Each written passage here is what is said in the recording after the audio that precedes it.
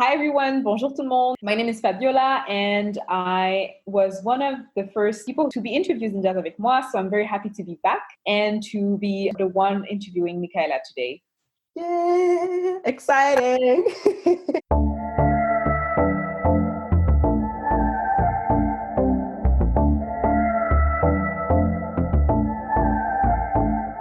Hi, welcome to Jazz avec moi, the podcast where we'll talk about everything from life, career, and entrepreneurship from a TCK perspective. My name is Michaella Mutoni, and I will be your host.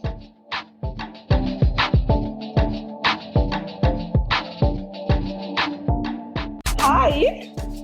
Hi, Fabiola. How are you today? I'm good. How are you doing? Great. How is the confinement? How is the quarantine treating you?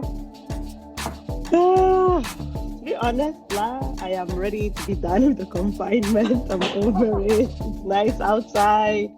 There's a park right across of my house, and we can't go there. We can't sit in it. And so, today was really nice, and I was like, oh, it would be so nice to just go chill in the park. But nope, we can't sit in the park. Honestly, I feel like we're not ready for summer. Like it's going to be I think that's going to be the hardest part of this. It's like, yes, slowly stepping into warmer weather. Yeah.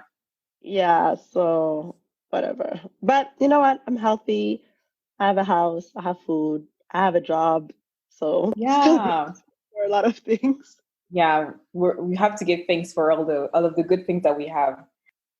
Today it's different because I am the one who gets to interview you. I know. I'm a little bit scared. I'm gonna try and be nice. And you've been nice to us. You've been nice to every single people that you've interviewed. So I'll model that kindness for you for sure. Thank you. I appreciate it. It's so interesting to have that, like the table reversed, the seat reversed. How do you feel? How do you feel about that? I'm actually very happy. I feel like I've been wanting to learn more about like your journey, and I'm pretty sure that a lot of people have been also wanting to learn more. It's a gift to be able to hear you interview people who are inspiring, but also I feel like you're also so inspiring, and I feel like being able to hear from your journey and what has pushed you to like create this podcast, but also what kind of like pushed this podcast to happen. It's all of the things that I guess I've been having on my mind. So being able to ask it to you directly, be very honored and I'm very happy. Yeah. Thank you. Let's start with my first question. I promise I'm going to be kind, but I like complex questions. I know. I'm mentally prepared. I am mentally prepared. So let's go. From a lot of the interviews that I've heard, you've always made sure to center the third culture kid impact on people and like hear how we had people who grew up in different countries and who identify as different nationalities and have different identities. And I feel like it's also like what kind of pushed you to explore that is also because you identify as also a third culture kid. And I wanted to know, how has it been to like have different homes, and where are your different homes? Où est chez toi?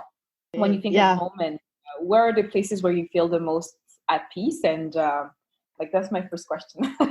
We're going in it from the get-go. On the black path. No. It's true, you're right. I think that, definitely the whole third culture, I do identify as a third culture kid. And for people who don't know, a third culture kid, because I've been doing a lot of research on it lately, actually. Well, now we're adults, right? So we're not kids. So the new term for us is adult third culture kids, so ATCK. Yeah. But these are people that grew up in a country that is not their passport country in their developmental phase. And I think it's important to say that because usually a lot of people, let's say, could move around countries, but if they move as adults, say if you move as 18-year-old or 20-year-old, then you already have your identity formed. Let's say if I had grown up in Rwanda until I was 20, then I would say like, oh my God, I don't know if you can define a percentage of Rwandanness, but then I would say like, oh yes, I'm fully Rwandan and I have not been impacted by something else, because that's all you've known. Everybody around you acts the same, and It's Mm-hmm. your frame of mind. Whereas if you start moving around when you're younger, well, you're still building that character, you're still building that identity. And so Mm-hmm. then if you are surrounded by many diverse people, and for us, it was diversity in nationalities and in cultures, then you're influenced by them. And you accept many different things that maybe your home culture would not have accepted. And I think what can make it hard, going back to my definition of a third culture kid, is that, well, you've left your home culture and then you live Mm-hmm. in a different culture, but you don't already fit in 100%. So then you create your own culture, third culture, which kind of takes a little bit of how you identify and what you like. So I definitely feel that way because, I mean, for the people that don't know, I'm from Rwanda, but I was born in Burundi. And Mm-hmm. we moved to Rwanda after the genocide. And then we lived in Germany, we lived in Senegal. And really, like, Germany and Senegal were like mini worlds in themselves because we went to an international school. And so at an international Mm-hmm. school, you have so many nationalities as well. So that kind of shows you 50 different versions of the world.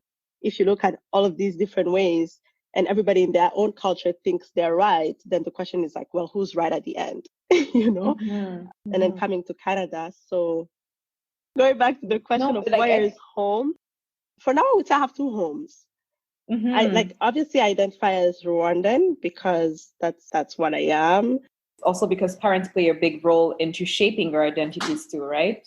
Yes. So it's Mm-hmm. easy to feel Rwandan, although you've lived in Senegal, you've lived in Germany as well. Mm-hmm. It's still in Burundi, like you were still living under Rwandanese roof, right? Yeah, for sure, 100%. And also that's where my family is, right? Like all of my cousins, Mm-hmm. all of my aunts, my uncles, the people that I grew up with before we moved, they're all in Rwanda. So it's still home. But I also do consider Canada home because I feel like that's where I grew up. That's where I formed my own identity as Michaella, like by herself without her parents. And how do I want to live the life that I lived? And accepting that there is that duality of, yes, I can be Rwandan and I can be Canadian makes me comfortable with myself because maybe there are days where I will not act Rwandan or there are days where I will not act Canadian. Hearing you, it made me think of being a third culture kid can be shaped by your upbringing, like being raised in different countries, like until you're 18, but also Yeah.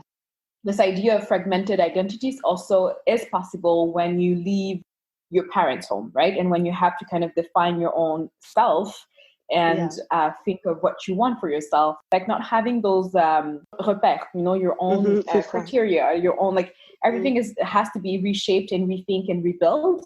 That whether it's before, I feel like the impact of living when you're like a teenager or when you're in primary school in different countries kind of shape you, but also like after 18 too, like it's also if you're leaving the motherland for the first time, it's also like a very interesting journey as well in terms of building your identity and hearing you saying that you feel Canadian and if you've been here for the last 10 years, right? Or Yeah, a little bit 12. 12 years. So Yeah. I guess it might be the place where you've been the most Yeah, sédentaire. that's very true. Actually, I was thinking about that last time. I was like, yeah, I've been in North America. If we take out the US, so I've been 10 years in Canada, 2 years in the US. But the 10 years in Canada is the longest I've been in one country. I'm interested coming here and navigating around, building your own identity and going to school and graduating and also like did an MBA in New York and then came back here and then ended up in working in the tech industry, Yes. right now. And I'm just curious, when you look back at your professional journey and personal journey, do you feel like it's very linear or did you feel like you took different roads that kind of led you and shaped you into the person that you are today? And was it a linear journey to get where No, you are? no. Like if you had told me 10 years ago when I came to Canada that I would work for a tech company, I would have been like, yeah, right. Because I thought that, because I didn't know what a tech company is, right? Mm-hmm. And that's also part of why I do the podcast, but we'll get to that. Like it wasn't in my frame of potential careers to have. I am not an engineer. I have no interest in software and I have no interest in computer science or anything like that. So for me, a tech company, I didn't get it. I didn't understand it. I didn't want to work in it. It was more that I've always being a person who is very curious and asks a lot of Mhm. questions. And I don't really limit myself in what I can explore. So like my Mhm. first job, part of the reason I did business school is actually because I didn't know what I wanted to do. But I just Mhm. knew that, well, everything is a business, more or less. We all have to produce something, we all have to get paid. So I knew that by going to business school, I would learn the fundamentals of how an organization run, and then I would find a job. And that's what happened. And then my first job, it was as an inventory planner for a retail store when Target opened. But Mhm. that came from curiosity as well, because I had a part-time job when I was in school and I worked for a women's clothing store. And Mhm. then sometimes we'd get these amazing, beautiful pieces. And then other times we'll get the crappiest clothes. I know that. Yeah, I've also worked in a women's store. I get Yeah, that. yeah. I would be thinking to myself, how did the person who chose this could also Mhm. choose this? It doesn't make any sense to me. Then I was like, okay, fine. Then I want to work at a headquarters of a store because I wanted to Mm. understand The how things were who makes the made. Like, choices? yeah, I was like, how are you making the choices? How are you Mhm. sending what you're sending, and why are you sending it in the quantities that you're sending it in? Because some things would sell out so quickly and other things would just be sitting there forever. And so that's how I started looking at retail stores. Mhm. And then that's when I got my first job. After that, I was tired of it because I was like, well, I'm working all these hours. We're kind of failing at this.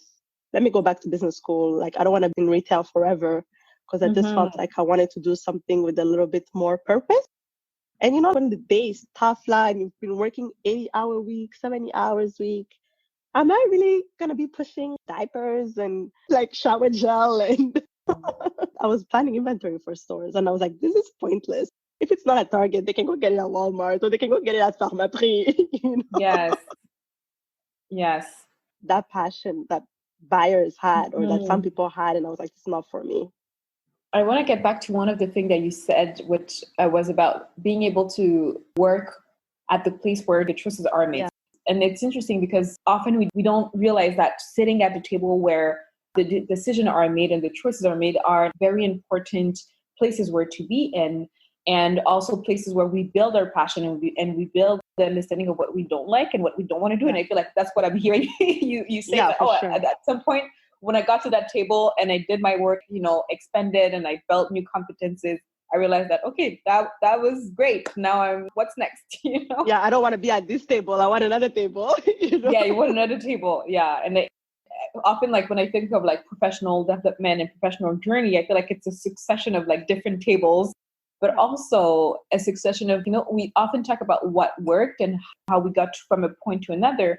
And I think one of the things that we're maybe not socialized to talk about more is failure, right? And I was seeing this thing today where this woman was posting the CV of her failure, right? So all of the programs that she didn't get accepted into, all of the jobs that she applied that she didn't get.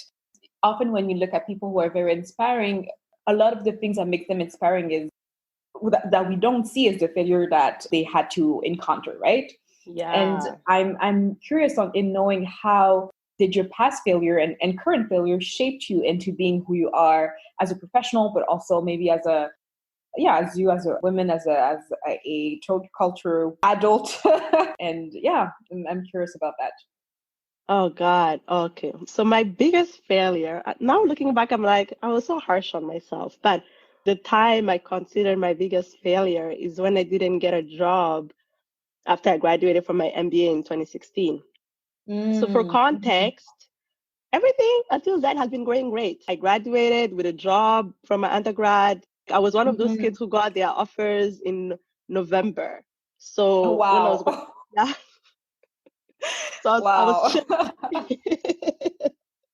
You know what I mean? So I was chilling. Mhm. I was chilling my last semester. I was like, I just need to pass. I have a job. I just need to graduate. No stress. Life was good. Then when I Mhm. worked at Target, I realized like, oh, I'm really good at this job. So I was a high performer, always well. Then I was like, okay, let me go do my MBA. I don't want to stress myself too much. Let me just do the GMAT once, apply to top three I want to go to.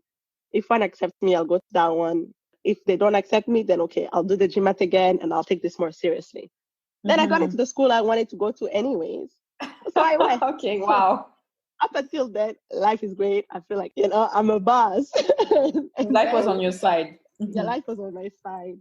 And then 2016 happened. I was graduating, okay? And my plan going to the US had been explore, figure out what you want to do. And I was like, okay, I want to go in tech now and get a job. Where did that idea of going to tech, like, where did it, yeah. So once again, I knew that I don't want to do retail anymore, but I didn't know what do I want to do next. So I was like, okay, let me go to New York, because in New York, I can figure out everything. If I want to do nonprofit, I can. If I want to do marketing in some beauty company, I can. I can do anything. So I explored. That's what I did when I was there. Like 1 year, I worked at the nonprofit foundation. 1 year, I did a consulting gig in education. My internship was then at a tech company. That's what happened. And I was part of this program to move back to Africa, where they basically were training people who were educated here to move back to an African country. And for me, because I'm East African, I was going to move back to Kenya. Well, move back. That's a very great program. Yeah. I feel like I've never heard about that. Yeah. So actually, this particular one was with IBM. And IBM has a program that they call Summit. And it's basically to train their sales force. So had I accepted that job, I would have gone to Kenya and become like a salesperson for IBM in Kenya. What made you refuse the position? The Kenyan salary with my student loans did not align. Because part of what they wanted to do for the program is that they're trying to find Africans so that they don't hire you as an expat, right? They hire you as a local. With the whole East African thing, I can get hired as an East African person. And they pay you well for a Kenyan. It's not the same as if I did not have a Rwandan passport. Like if I was a Canadian. And also like you're just getting from an MBA school, and it's like it comes with like a lot of pressure, and also I'm sure that it comes also with some expectation around money and all the money that you invested in school as well. It's like something that I want to be able to kind of get back. Yeah, that wasn't terrible. It was like the first disappointment. I was like, okay, fine. So I can't move to Africa now because I have these student loans that I took. So I have to pay them off first or find a balance. So I said no to the offer. Thanks, guys. It's a great offer, but I can't live on this. It's not going to work. And then I realized that, maybe if I wanted to move back, I should have just moved back. I didn't need an MBA if it was to go be paid like a local.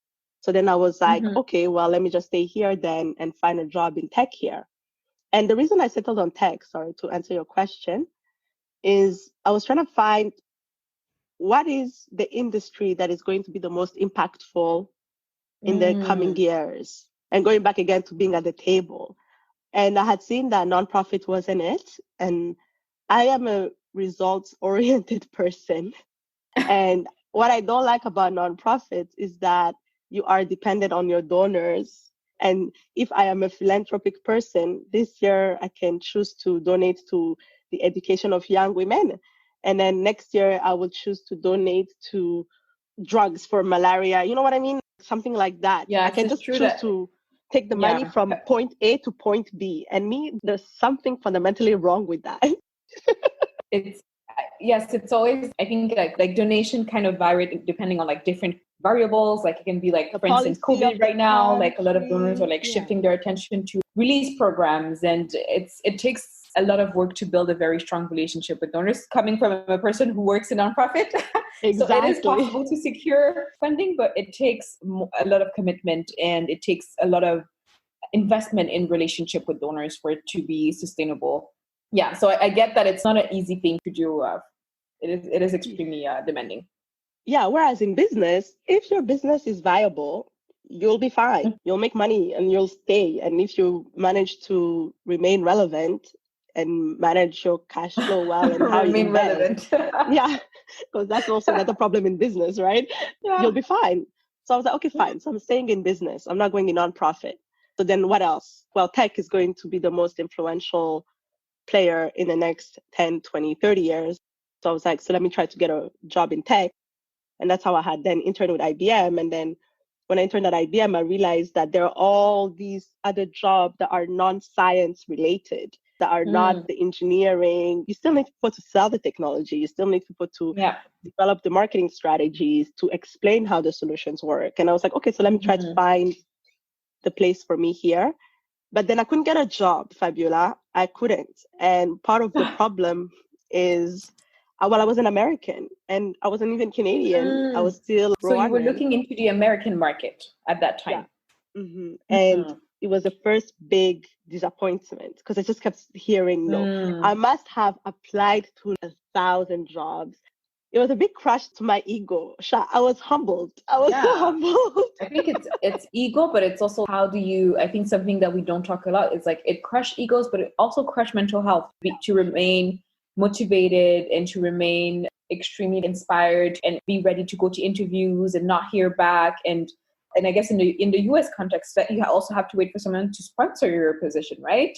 Yeah, exactly. And it puts you in a very tricky position because it's not only do you have to wait for them to give you the job, but it's also like, it's the job, but also the sponsor, right? Yeah, and, exactly. And there's so many interviews I went to that were so interesting, all of these jobs. And then it was like, nope. And then every time it would be like, so what's your status? What's your visa status? The second that question came, I was like, it's all over. And it goes back again to me. I'm always looking for who are the decision makers. Where are these decisions made? Because if you look at the Canadian market, most companies are American. And usually in Canada, it's usually the sales offices that we're selling the product or marketing the product, but we're not decision makers. The decision makers usually sit in the US. And so I wanted to be part of the decision makers. Yes. And also like here were you again pushed to live in another country, you know? And it's when we're like, we've traveled, we've moved from homes to home, we've moved from places to places, and we're trying to build sustainability in our life, to try to establish ourselves in a country. And then again, you know, it's like, no, you haven't moved enough. You actually haven't moved enough. Also, funny enough, I think New York for me was the first place where I felt truly alone. The whole vulnerability of being a foreigner.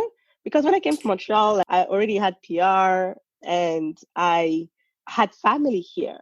And so it was a safe place. I wasn't worried about student visas. I didn't feel that stress of international students. Am I going to get a job so I can keep my work permit? I didn't feel that the first time around. Everything was smooth.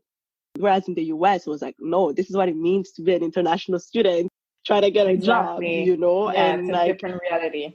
Yeah, and this is what it means to have to go stay with your friends for a couple of months.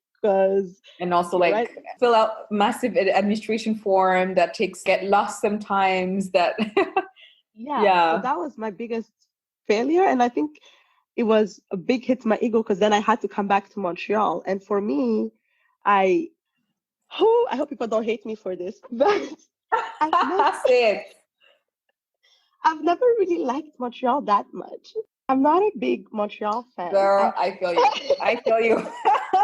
I feel you on this one. I feel like, you know, I have this saying that says, I want to leave Montreal, but Montreal doesn't want me to leave. You know, Montreal doesn't want to leave me. But I've been trying to break up with Montreal, but it's just not happening, you know? Yeah, so I just, I just felt the city is small because I feel like I want to live like a bold life, you know? Yeah. And I want to live a life where there's like so many opportunities and people just see everything. Whereas I feel like the pace of Montreal or the pace of Quebec in general is like a bit slower. It's a bit more chill. So by coming to Montreal, after having lived in Toronto, after having lived in New York, I was just like, je retourne au village, quoi, you know? So I was really upset by that. What job am I going to get here that is going to fulfill my ambitions? You know what I mean? The market is not in Montreal. But then I guess God has a way of doing things because I ended up getting a job that helped me get the job that I have now, which I love. And when you moved to Montreal to you like getting your first job, like the job that you have right now, like how long did it take? So I moved back in December and I got my job in April. But even then, right? And I think this is important to say because you have to be a person of conviction. So when I say that I didn't get a job it's not 100% true. I didn't get a job How that long? I How long wanted. did you stay without a job? Like how long? Like how? Like from the moment where you graduated until you got actually your job? 11 months. 11 months. Okay, yeah, Yeah. it is. And Right. that's where you have to know what you want. So, for example, I had rejected the IBM offer because I was like, it's not going to pay my bills. It's not going to work. I'm not going to go live in Kenya and then spend 90% of my Yeah. salary, pay my student loans, right? And then I had gotten this other offer from this tiny company that wanted to pay me 30K in New York City. I was like, guys, 30K we in did New York no. City. We're not leaving like grad school to go suffer. We're not doing that. You know, it's like we're I was not doing like, that. Like no. grad school in New York, you're already living in such like a very tiny apartment, and like you're watching out for all of your expenses. So you're not gonna leave that to go live like, you know, a life that Even is the even more guy, stressful. Yeah. yeah, when he was telling me that, when he was telling me how much the job costs, you could tell he was ashamed because he knew. He was like, you just graduated from one of the top MBA programs and I'm paying you 30K in New York City. He just knew he was being disrespectful. But he was, Seven. yeah, he knew.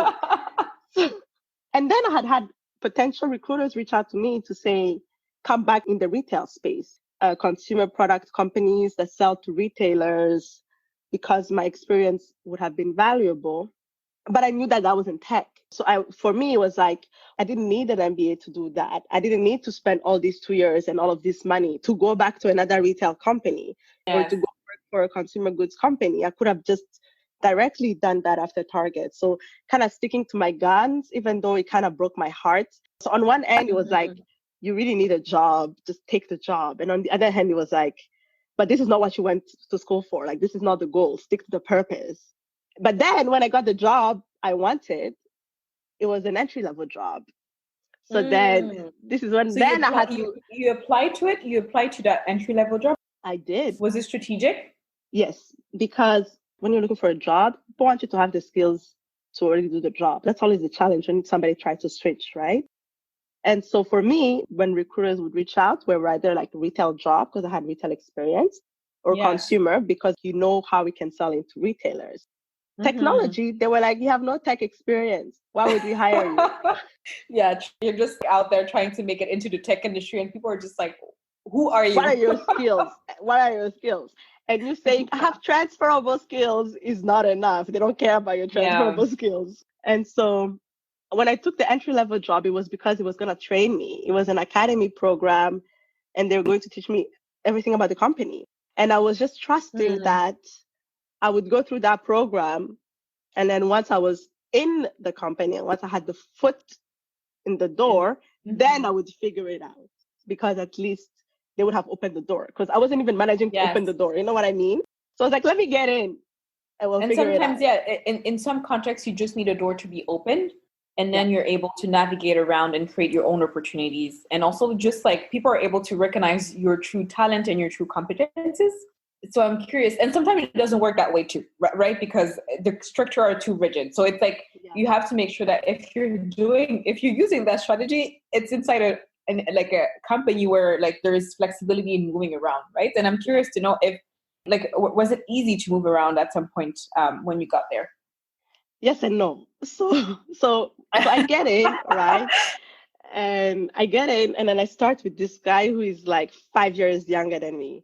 So already my ego is hurt because I'm like, oh my God, I'm starting at the same level as like this kid. And in terms of experience, how experienced was that person? Well, they were less experienced than me. Well, we just had no, they were less experienced than me. Let's be honest. Okay. Let's be honest. It's okay. It's okay. Yeah. No, they were less experienced than me. So me, I start, right? And so me, motivate and everything. I do the job like 6 months, and then I start demanding things from my manager. So I need a promotion. This entry level thing, this salary thing is not working. I need a promotion. And she's like, yeah, but you're a beginner. You're a junior. And she would always treat me like a junior. And she would always compare me to the junior guy. And I hated it. But then at the same time, you have to see she doesn't care about my MBA. She doesn't care about my job. I'm the one who accepted this job. You know what I mean? Yes. So she's looking at it objectively. Well, you're in this job. Whether I think I am for the job or I'm better, she doesn't care. So it took You us still have like, to go through the same process than anyone else. Then yeah, exactly. But I'm like, okay, fine. I'm going to prove you wrong. So I spent like a year and a half, do an excellent job to first prove my value add.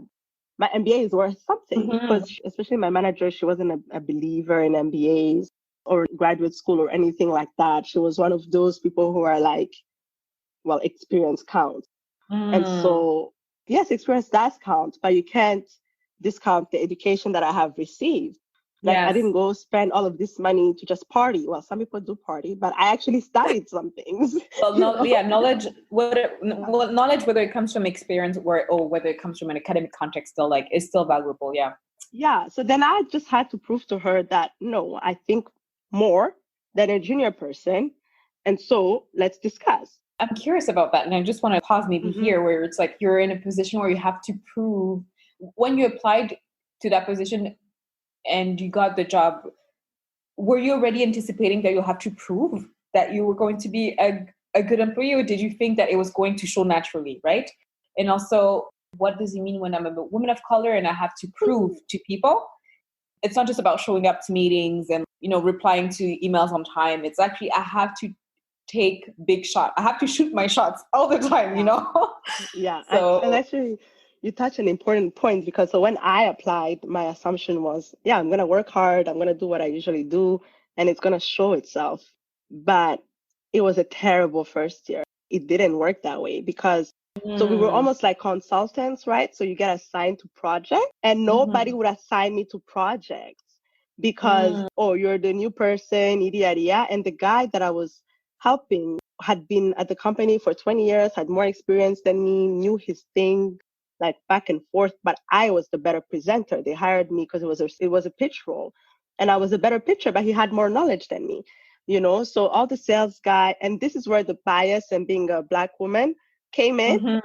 They just didn't, and it's unconscious bias. Me, I truly believe in unconscious bias, and it's weird because in Canada we don't acknowledge it and we don't talk about it.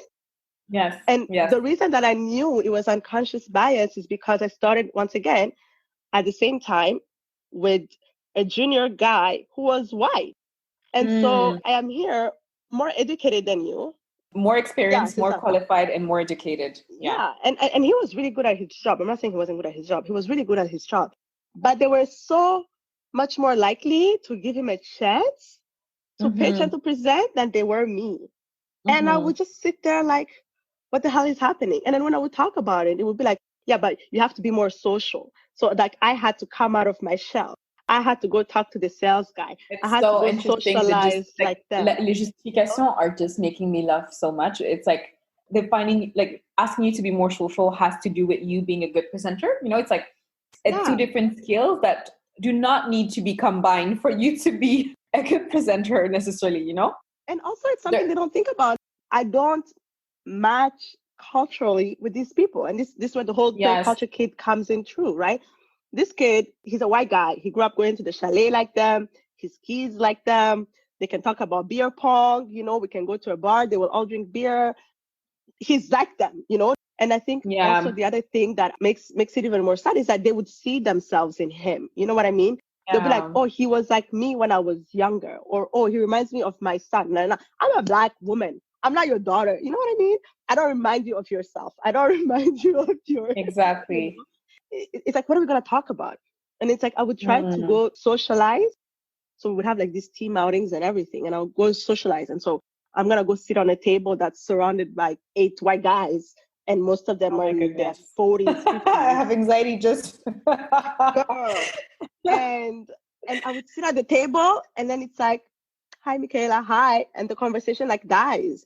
Or they just don't talk to me. Or they just don't acknowledge me. And it's like, I know all of these people, they're not mean. There's just this unconscious bias. There's just this cultural divide. That when you're so used to erase women, and especially like women of color and Black women in spaces, you don't even realize. You think that it's normal that they're silent, right? You think that it's normal that they're not responding to like the inside jokes. They're not able to understand them. But also you don't make it your job to build a bridge, you don't make it your job to try to like explain, this is what we're talking about and this is what it means and provide context, right? And they're so used to, create like invisibilizing our Yeah. existence, that it creates a place of comfort, right? And that's why I was like, it gives me anxiety just to think about it, because in that specific context, because I know that there's can also like be in different contexts where there are people who share different culture and are still going to build that bridge towards you, although you don't come from the same cultural context and you don't have the same references. So I can imagine how stressful and how hard, and especially after like those 11 months looking for a job, then you get one, and then you're working under someone who has less experience, less qualification. And I think you're touching like a very interesting point, which is often what I've realized also in my journey is how much there is an acceptance for mediocrity, Oh yeah, in 100%. in the work industry. But you can't have access, like you can be mediocre as a Black woman. It just doesn't work, No. And so the few presentations I had, I would just kill them. Like you said, you can't be mediocre. I would just work well all the time, 100, 200%, because I was like, I can't afford not to be put on a project. And these people, they don't have pity on me. They're not going to be like, oh, this, you know what I mean? And they just don't realize. And so I became really good at the job, but I hated the job. And I was like, I'm out. So I started looking and initially I had said, I'm just going to do this job for 2 years and then bounce. But I do like the company I'm at. So I was like, let me just find another job internally and change teams. But this is not the team for me, and this is not the job for me. And once again, that's also hard sometimes because I was really good at the job. So when I started telling my manager, I want to change. So now she's my friend because now you're good. Now you. She doesn't think I'm junior anymore. She thinks I'm a little bit above junior, So now she starts like negotiating ways for me to stay. Now the MBA becomes something that she can brag about to her other. Oh yeah, she also has an MBA. And it's like, no, okay, let's at least give you this other role on the team. And it's like, I don't want this other role on the team. I want a whole different team. And this is always where you always have to judge, right? The company might have a policy of we'll let you move internally, but your manager has to agree, and they have to want you to move, because if you move, technically it's like a loss for them. But I was like, this is not my life. This is not my life. I've proven myself. I've done my job. We need to go be happy. I can't be depressed in this job. Yeah. So then you started applying to other position outside of the... So what I did first is I got myself a mentor internally. Okay. Outside of my team. Because my company is huge. And at the same time, I knew that I needed to talk to someone. Yes. Was it easy to find someone to talk to? Because sometimes in big organizations, you want to talk to someone, but it's just like, who can I trust in this? I'm lucky because we have a mentorship program at work. So there's a portal where everybody that wants to be a mentor goes and puts their profile. So let's say if I want a mentor, I'm going to go build my profile, and I'm going to say, this is my experience. This is what I bring to the table, and I want to mentor you. So I chose a Canadian woman who lives in the US, because at the time I was still thinking, maybe I'll move back to the US. You're really attached to moving back to the US. And I think it also comes from this idea of wanting to live in Montreal because of the smallness of the city and like opportunities. So, okay. Exactly. It goes back to that whole opportunity thing. Because for me, as long as I was in Montreal, I wasn't going to be around the decision makers, and I want to be around the decision makers unless I decided to go work for a Montreal startup. So that was always the vision until I met somebody who doesn't want to leave.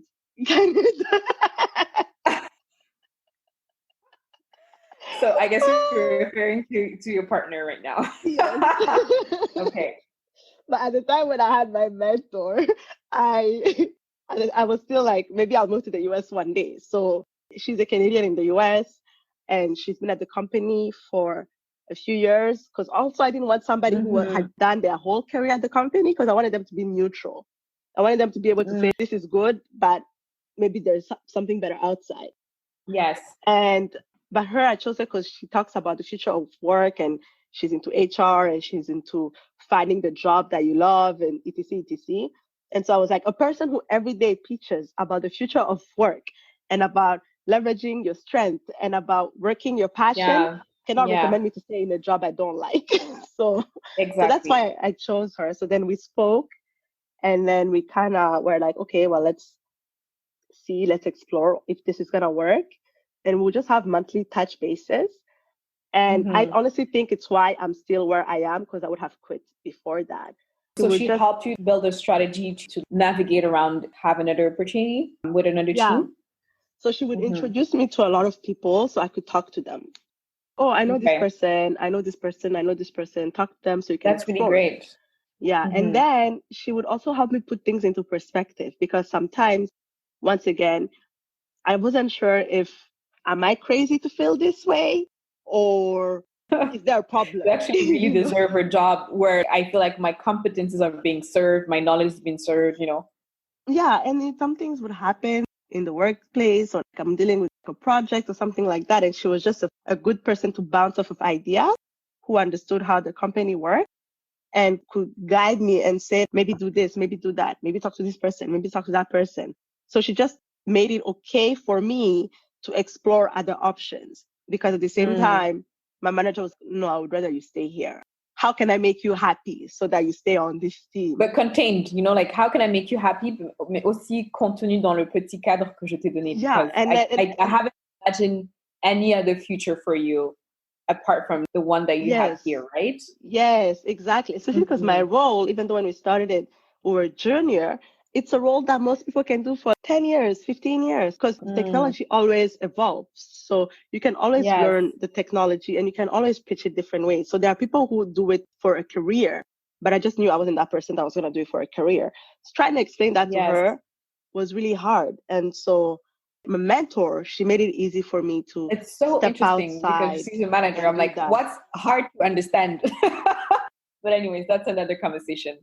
So how were you able to kind of identify what was for you? Like, was it by talking to different people and experimenting different position? Because how many positions did you go through until you got this one? Does this one also feel comfortable? Could you say that right now you're at a place, you've kind of created alignment where you wanted to go and where you are now? Yeah, so I must have applied to 10 internal jobs, and I interviewed for, this took a while. It took me like another year, but I was like, it's okay. Like I would just always be looking and see like, oh, this looks interesting. This looks interesting. And I interviewed for 2 jobs before that I didn't get. And so this one was the third one that I interviewed for. And I love my new job. Yes, because you got this new position earlier this year, right? Yeah, at the beginning of the year. So congratulations again. Thank you. And the reason that I enjoy it, first of all, is that I'm on a global team. So going back to Montreal, feeling small, and the way life turns out different sometimes. In my company, we do a lot of remote work. We did remote work before COVID. And so doing remote work before COVID allows the company to tap into talent wherever they are. I could be in Canada, I could be in the US, I could be whatever. Distance doesn't become so important. And you can also leave Montreal whenever you want. Yeah, exactly. That's true. But now that I'm in this global role, first I feel better because everybody is international. And so I'm going back to my comfort zone. I'm on a team of 5, and one person is American, one person is French but lives in Asia, one person is Chinese but lives in the UK, one person is Turkish, lives in Dubai. It's so interesting. You're rebuilding the international school that you grew up in. Creating that atmosphere in your work environment is what gives you comfort and and also what allows you to thrive in your workspace. Yeah, exactly. So my coworkers are all different, and I'm comfortable with that because for them, the way that they will experience their lives are all different. So I feel in a way it also makes it okay for me to be different. Whereas I feel like here in my old team, there was a norm and I had to fit to the norm. Yes. And I didn't fit the norm, then it was awkward. But once again, here in my new team, I'm back to a situation where we can redefine what the norm is. Yes. And so that makes me already just mentally happier. And then the job in itself as well is more interesting because now we're looking at the world and we're looking at how our technology works in different countries, how different customers use it. Oh, I studied international business 8 years ago, but now I'm doing international business. Yeah, you're actually practicing it. And now I'm like, this is great. This is what I wanted to do, but I didn't know this is what I wanted to do. Had I not gone through all of these different steps and mishaps. This very linear journey. and talking about things that aren't linear and hearing so much about your professional journey and those little failures, but also disappointment and the patience that it required for you to get where you are. I'm definitely even more inspired by like your journey and who you are. When you make time and make space to listen to the stories that you don't see and that people don't tell, it makes it complete, right? So you're able to see people as a whole, you know, and I'm curious about what led you in that same process, in that same last years and last months to like also have the desire to give birth to this podcast at the same time. Because I feel like there was so many things happening. And how did you also find time to create this platform? And what was the initial intention? Why were you craving that space? It started out of a place for my mental sanity, honestly, truly, because I felt really alone and really isolated. And I've always wanted to be that person who wants to be the CEO of a huge company. I always say boss. I want to be the boss. I'm always looking for the decision makers. And it's not it is ambition, but for me, it's how much impact can I have in this world? We went from looking for tables to building our own tables. That's exactly. But it's also about it's about decision makers, and it's about being in a space where you have impact. And so for me, the way I look at it is if I have 40 hours in the week, those 40 hours better be in a place where I have the most impact. And even looking for this role, the impact I'm having now compared to the impact I was having in my old role, the scale is very different. The number of people I'm touching are very different. And so for me, that's always what I'm looking for. And I guess that's why I kind of seek leadership roles or directions that would eventually lead me to leadership roles, because it's like, what is the impact that I'm having? Let's make use of this time. So I felt really isolated. And there's also this discussion in our communities, like Black communities, African communities, of always doing, oh, I don't want to be on that table. Let me go build my own table. Or, oh, corporation starts. Let me go be like an entrepreneur. Let me go work in a small businesses. But I wonder what percentage of that is because we feel like we cannot succeed in these spaces. Because there is so much pushback against us in these spaces that you end up choosing your own mental sanity at the end. And you're like, you know what? This doesn't matter. Let me just go do my own thing. And so I was kind of exploring that because I was getting at a point where I didn't want to be CEO anymore. I was like, I don't want to work for a big company anymore. And I'm tired of the politics. I'm tired of all these people. Let me go do my own thing. And so for me, it was like, but I've always wanted to be in a big company, lead hundreds of thousands of people. But here I am now thinking, let me do something else. So it was that questionnement. There's something very precious that you're saying. It's realizing that we want to be in leadership roles. We want to be making decisions. We want to be there where we can create an impact and where we can influence. And sometimes it happens at big tables, and sometimes it happens at very, very small scale too, right? Yeah. And we're able to, like, being able to influence like 2 or 3 people or like a small community, it's still a huge impact that maybe we don't value as like being able to influence, like, I don't know, 1,000 of people, but also how do you maintain that, right? Like, it's like, exactly. How do you maintain that? How do you create sustainability in that? And there is, I think there is power in both. Yeah. Yeah, 100%. And it goes back to, you have to figure out what works for you. What do you want to do? And so I was having all these questions, and I was also feeling really isolated. Nobody could understand what I was going through. And so I would have calls with my girlfriends, and we would all back each other up. I think we've even had these conversations with you where it's like, yeah, I get it. Even in your interview, we talk about it. Like, that sounds a lot like our conversations. You know? Yeah. Can I dig a little bit more into that isolation feeling that you were like, you know, that we're having at that moment? And I'm wondering, was it in Montreal or in New York? And what specifically were you looking for or not finding that made you feel isolated? Oh, that's actually a good question now that you brought up New York. Okay, so I was isolated in 2 ways. One, it was in the workplace, because I felt like outside of the workplace, I could have this honest conversation with my girlfriends about what was happening. But these were not conversations I could have with my coworkers, you know, not go tell them all about unconscious bias and how they're treating me differently and why are they not treating me like the guy I started with, because you don't do that in the workplace. Then I become the awkward woman. Then I become the angry Black woman. And so I felt like in the workplace, I had to put on this professional, happy, super joyful person, even though accessible, kind Black women to be like more approachable. More respected. Yeah. Whereas sometimes I just want to call them out and be like, guys, this is unacceptable. And so that was one form of isolation. And then the second isolation, which led me to focusing on Africans, is when I was in the US, there were a few other Black people in my program. And so there were like Americans, but then there were Africans who are American. And I expected to have a sense of community with them. So I guess that's what we're always looking for, right? We're always looking for community. So I expected that the Africans who were born and raised in the US, I would still bond with them. Yeah. But I didn't. Well, I didn't bond with them to the level that I thought I would bond with them. I felt they were more comfortable with the Black Americans because they're all American than me, the African who was a foreigner. You know what I mean? Like the Rwandan who just came from Canada. And so there too, I felt there was a bit of a gap in our shared experiences, which is normal.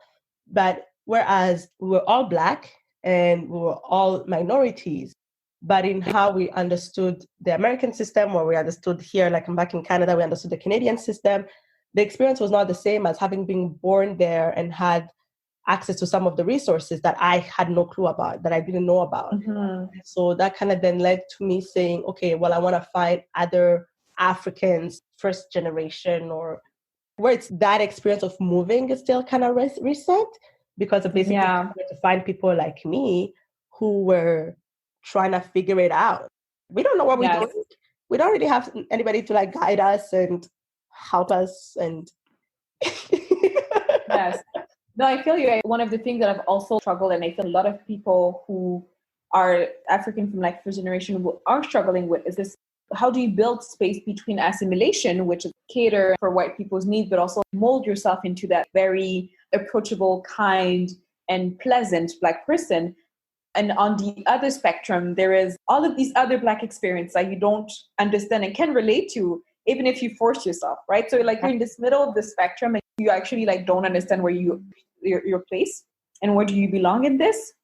How do we create space for our own identities to be respected and to be seen and heard in a spectrum that just never thought about our existence for a different reason, right? Because having African who have lived in different countries and speak different languages is still something that I think people are still sometimes surprised of, but it's also, of course, it comes from a place of having a lot of privilege, which is the majority of Black people don't have access to that much privilege, right? So as much as it shocks other Black communities, sometimes it also shocks white people too, right? But it's like, okay, we can't, after the shock, now that you know that I speak different languages, that I've lived in 4 or 5 countries, where do I belong?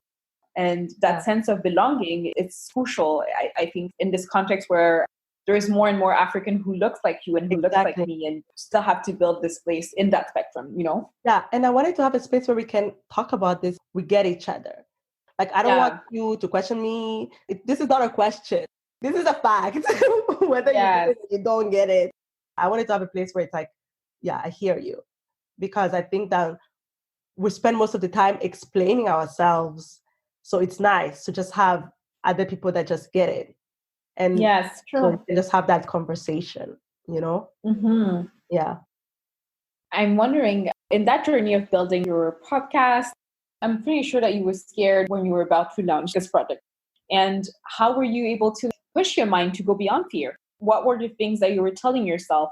What was useful? And also, who were the people around you who were inspiring you to nourish and push that project to the net profit? Yeah. So first I'll say, I probably produced it 1 year too late because I had been thinking about it for a long time, but I kept pushing it and pushing it and pushing it out of fear, out of procrastination, out of this thing is not even bringing me money. I need money first. Let me start it. I even went and started a whole business. So the podcast I started in 2019. Yeah, in 2018, I went and built the whole business. I started an e-commerce shop. Instead of working on the podcast. For real, like people who have studied business are like, it follows you everywhere. But, I believe in God. I'm a person of faith, and I felt like it was something that I had to do. I was just feeling convicted. I was just like, this is what you have to do. it was just sitting there. It was on my heart. I had to do it. And I kept pushing it back. And I think at one point it just go for it. And I think that's also a big driver, I guess, because it's like, well, if I just do it, then let me just do it and see what happens. But I'm also lucky that I have very good friends in my life that always encourage my crazy ideas and that volunteered to be on the podcast and that see the value in it and that kind of reminded me that even if I do it and I don't like it, I can stop. It's not a failure. Yeah. I don't have to do it forever. I'm not signing like a life sentence. And that also reminded me that it would help more than just myself. It would help other people. And so that was really the main driver for me finally going for it. But I also just felt like, yeah, I had to do it. I didn't want to be like, what if? You're making me think of the fact that because we live in a very capitalist system and also you study business, right? So like this mindset of selling and buying, it has always been, and consuming has always been part of your studies, part of your experiences. It also shaped us, like society at a larger scale, where we sometimes forget that we can just do things not to sell and buy, but just because they bring joy to our heart, you know? Yeah. And as you were saying, if things stop bringing joy to your heart, you can just stop. You can just stop.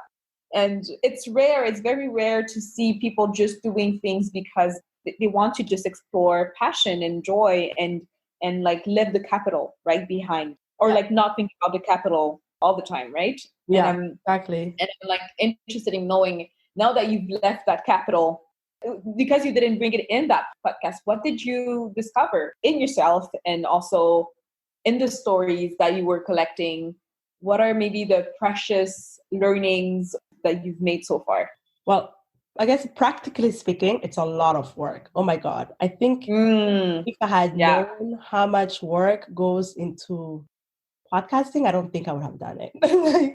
Because I also have a very demanding job. And so it's a lot of work. I wasn't ready for it. And I ended up getting an editor to help me and etc. But the good thing I've discovered is that I started it because I was like, I think there's something here, but now I have the confirmation that there is something here. And like now I just need to scale it because I think, like you said, there are more and more people like us. And I don't think that this experience that we have is only for us. So it's how do I scale this so that it can reach more people and motivate more people? Because this is a question that's only going to get more and more intense in the next couple of years because of globalization. It's also like a good reminder of how human we are. Yes. If you look at all of the episodes, let's say, and you summarize them. Yes, we're Africans, but they're all episodes around like resilience, around hope, around doing your best, about following your gut and your intuition. So at the core of it, it's a beautiful story of humanity. And and that's been my biggest surprise, let's say. Like I knew it, but it's now I have it in my face. It's so interesting because it's making me think of, like I was referring to the spectrum, right? And how do we build a space for us? And I feel like building a space for our stories is a way to build that space, right? Being able to hear those stories, recognize them and share them, right? Is a way for people to know that we exist. And Blackness is so diverse, right? There's so many different experiences of being Black, right? And I feel like all of them have their place in the spectrum, and each of those experiences should be heard. But I'm also very happy that our experience is also shared, right? And that you were able to create that space for people who have that same background and are still looking into their identities and what does it mean to move from your home and start a new life in a different country and look for a job and be a minority, be the only Black women or the only Black men. Like, what does that mean? And what are the challenges, And having that African background too, because it's not always the same. If you grew up here in Quebec your whole life as a Black person, sometimes you know how to navigate around Quebecois better than people who just arrived here, right? It's still so there are things that we don't share because our incapacity to sometimes hear each other in different Black communities. But also I feel like when we do learn those things, it's great that we share them in our own communities. So and I think now too, because I've had to answer that question a lot from other Black people, like, why am I focusing on Africans? And it's, guys, I'm not rejecting you. I'm not rejecting the Black Americans or the Black Canadians or the Caribbean. That's not what I'm doing. I'm just saying that, like you said, Blackness is not one thing. There are many different ways of being Black. So for now, what I'm trying to highlight is my fellow Africans, because I think that there are complexities that come. Even in being African, it's so complex, right? Like, like it's so different too. Yeah, our continent is so huge, and there is a huge cultural component that also makes it super hard because, for example, Nigerian culture or Ghanaian culture are very different. They have similarities, but they're different. If you put them with the Rwandan culture, that's even more different, or South African culture.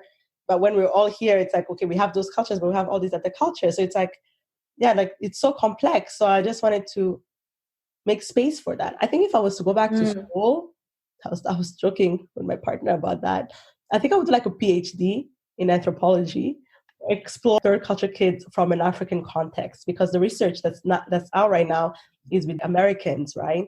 Americans who lived in Africa or who lived in Asia and went back to the US. But I would be so curious to see what is that experience when you're an African kid from, I don't know, from Gabon or from Cameroon, versus from Rwanda. So maybe I don't know. We'll see.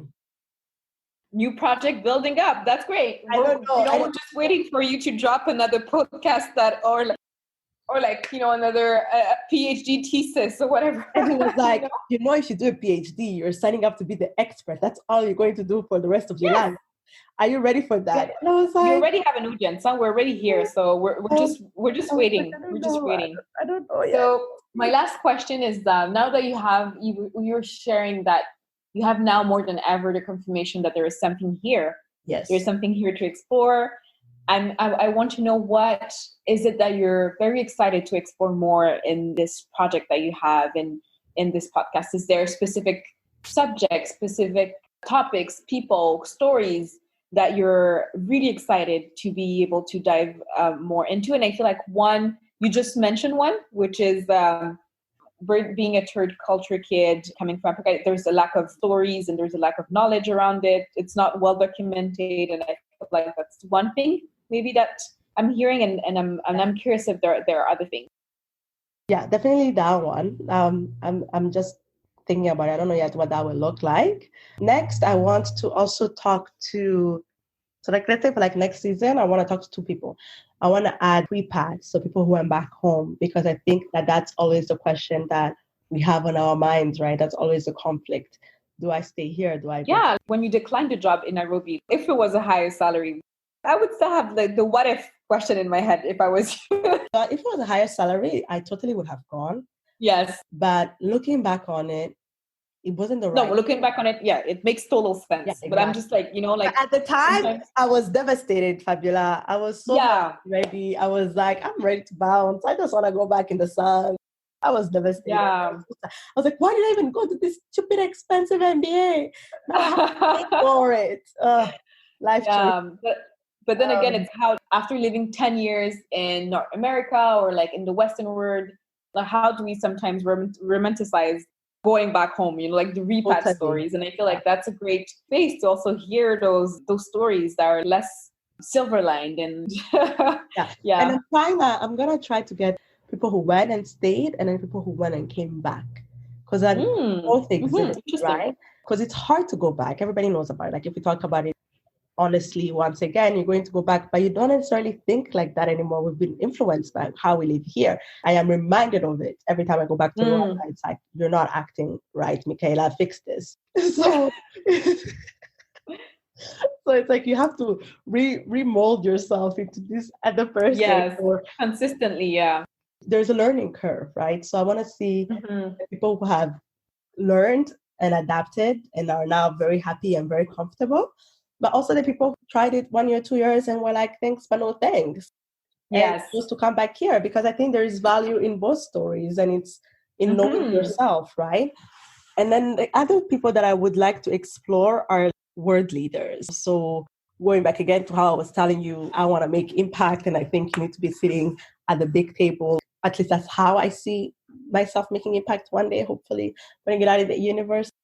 So for those African leaders that did do that and that are one of the onlys in those high positions, what's the experience like for them? Because I'm already struggling where I am. Well, I'm not struggling anymore, but I was struggling where I am, but I'm sure I will struggle again in the future. How did they not give up? How did they keep going? And that's what I would like to explore as well. Well, this is making me very excited for the next season and the next season. It's really great. It's just really great to hear from you, but also to hear the journey that you were on and that what inspired you and what pushed you and shaped you into becoming the person that you are. And I feel like all of the stories make sense to me. Listening to was like when you're listening to a partition and you're trying to put like the right sounds at the right moment, and I'm grateful for that. I'm grateful for hear also like the stories that we don't hear, the failures, the doubts, the mental breakdown, and also what are the strategies that you've put in place to navigate around your own company and to move from a place where you were feeling contained and not seen to like being now on a team that is global with people who still represent what are strong references to you, right? So people who have different mindset, different ways of thinking, different ways of working, right? And you gave me so many great advices. Now that I'm thinking about it, I'm like, like if I'm in that position, if I have to apply for my dream job, there's different ways that I could do it. But now I know a way. I know a way that it could also be that, right? And it's not always easy. As you were saying, it's not to say that it's going to be an easy path, but sometimes you have to give each other tips and tricks to kind of survive in a world that wasn't built for us to thrive and to succeed, right? 100%. Thank you so much. This was fun. Thank you too. Thank you for being so generous. So that's it, friends. I hope that you enjoyed this conversation between Fabiola and myself, since you had only gotten to hear snippets and here and there about my story. Stay tuned for season 2. Don't hesitate to comment on Instagram, join the Facebook group so that you can keep in touch and know what's happening. So hope you enjoyed it. Share it, rate the podcast. Thank you and see you soon. What did you think of the conversation that you just heard? Don't hesitate to leave us comments on the Facebook group or on the website, jazzavecmoi.com. As the old adage goes, sharing is caring. If you enjoyed it, please share it with your friends, like and subscribe. Until next time, keep striving, keep thriving, and keep shining.